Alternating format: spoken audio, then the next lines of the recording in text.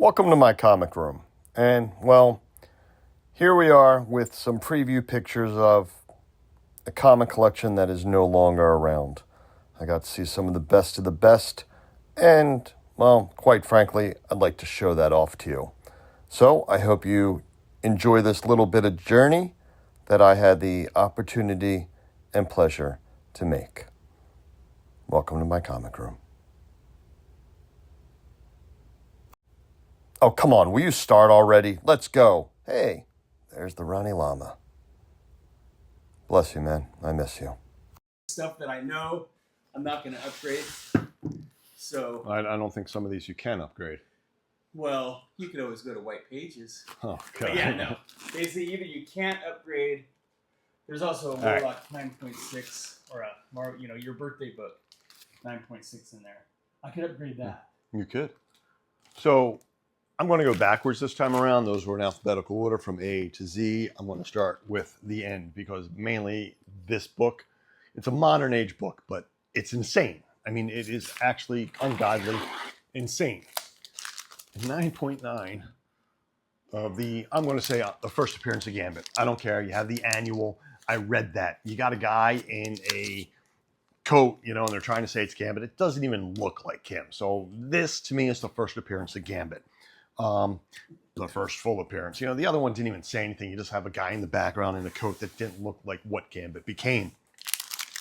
9-9. Niner. And then we have this beautiful issue, which only has a Silver Surfer appearance, but this is issue number 193. This is slightly older than me. 9/8 copy. Gorgeous.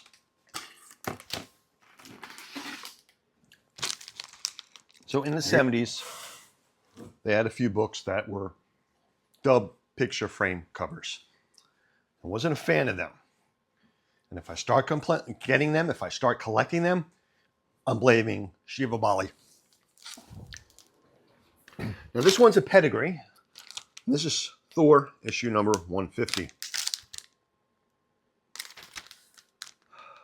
Who does not like death?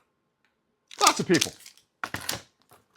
And then, let's see if I can astonish you with this little baby. Because the Hulk is going for a ride. We got Tales to Astonish, number 93. So way back when, before I started collecting, well, no, I just started collecting comic books. My father was going to open up a comic book shop. The schmuck didn't. And I remember looking at some of these price guides on the Overstreets, and Tales to Astonish was one of those ones I kind of liked because even though they were around for a long time with horror, when they turned to superheroes, I'm like thinking, I can collect those. I can get those issues. I never did. I won't even tell you how long it took me to get crazy issues from 1 through 3. But I'm going to astonish you even more. Issue number 35. We got the return of the Ant-Man. His second appearance. The first one in costume. And a lowly 8.5. Now, most people see Silver Surfer 4 all the time. Iconic cover. It's the other ones you don't see too often. In this case, number 8, which is the first 15-cent issue. I'm sure a lot of kids went up from 12 to 15 cents trying to get that extra 3 cents from their dad or mom. Wasn't that easy. Issue number 7 is really nice. 25 cents. Now that I realize it, it's 10 cents cheaper. It's probably thinner.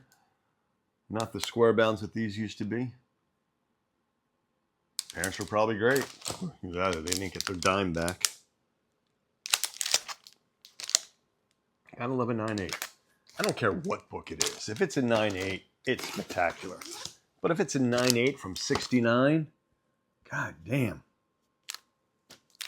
Well, and then we have, who is that guy? I don't know. He just looks like a guy with a bad hair knot. The Silver Surfer's flying in behind him. Well, that's issue number 6 for you. From June of 69. That's 366. Ooh, that's a bad book. It's full of evil. All 6. And then this one. Holy shit. It's a birthday book. Not of mine, though. Well, then again, technically all these are birthday books. This is from April 1969. Here we go. Another Silver Surfer. Surfer 99 would be proud. We're skipping 4 because that's in another location. It's got to be in another location. He's got all these other ones. But number 2. And then Nick Fury, Agent of S.H.I.E.L.D. number 13. Didn't realize this is the first appearance of the Super Patriot.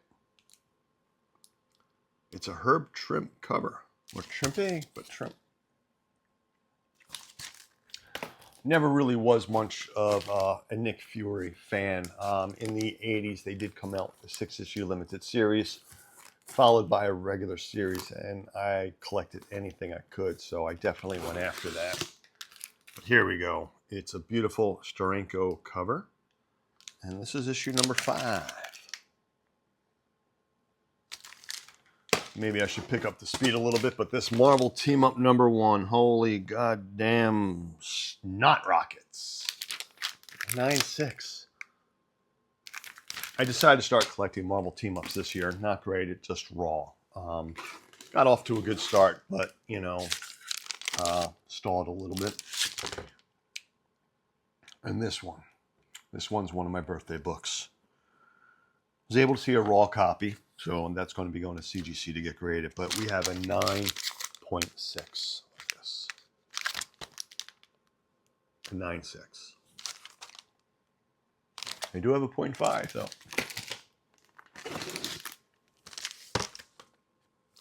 Now we have the first appearance of the Enchantress and the Executioner.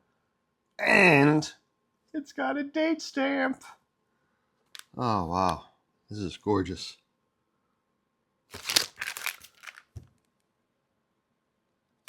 All right, I got about 10 more, or maybe a little bit more, maybe 11. It's a quick count. Incredible Hulk 102, Western Pen Pedigree. Wow. So basically, this is technically a number 1, but I like how it's 102. It's not like today. Doesn't sell, just start over. I like that. This one here, I am a little bit older than. We got Luke Cage in the 9.6. June 72, but what also came out in June 72 was Fear number 8. Top book, amazing book. Didn't I already show you one of these? I mean, another 9.8 in the same vault. A 9.8. Damn. Yeah, I got a 0.5. All right, this one here is a Giant Size Creatures number 1. I've actually only just seen this cover this weekend, a raw copy. But we have Tiger. She does not look like Tiger that I knew in the 80s in the West Coast Avengers. Yeah, my teenage self wanted a girl with a tail. Then we have this little beauty, Ghost Rider number 1. I didn't like the old Ghost Rider, the Johnny Blaze Ghost Rider, but the new one, Dan Ketch, I really did enjoy that. But I'll be honest, one day I might want to go for a Ghost Rider number 1. And this one, this beautiful Fantastic Four number 1, relax, it's just the annual. Pretty damn nice. 72 big pages. Personally, I think the pages are all the same size.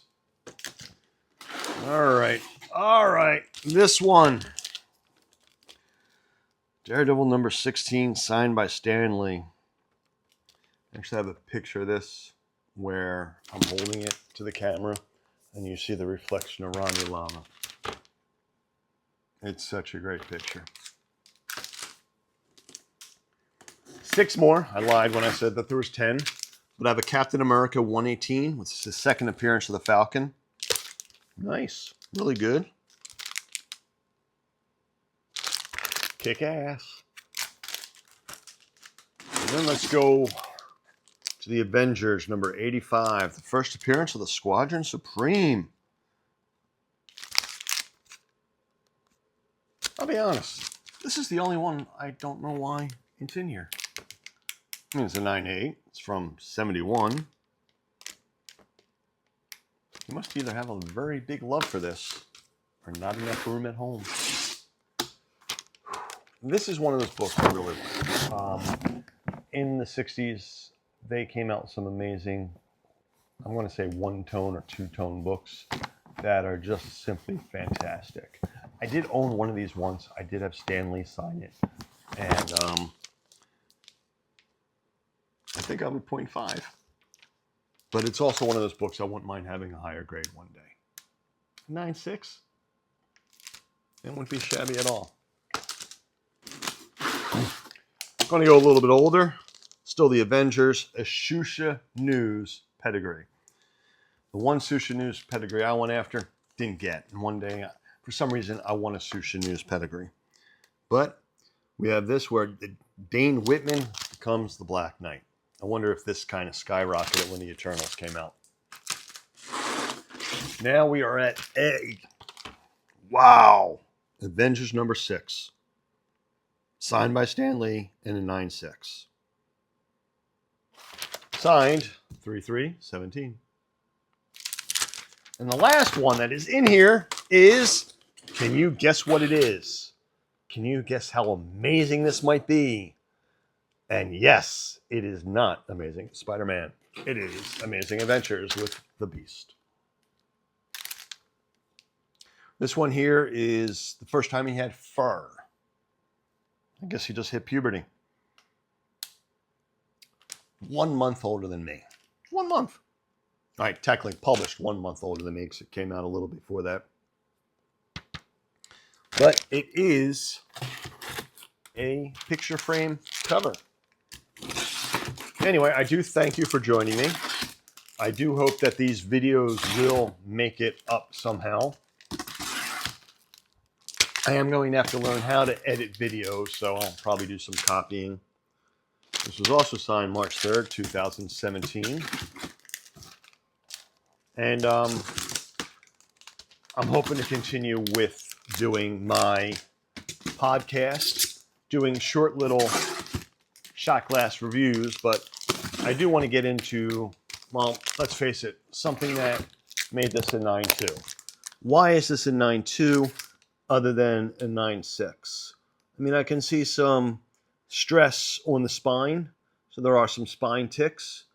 Upper left-hand corner, that would also grade it because it's not a sharp corner. It's a little frayed, as well as possibly the bottom left. And everything else on this book looks pretty damn nice.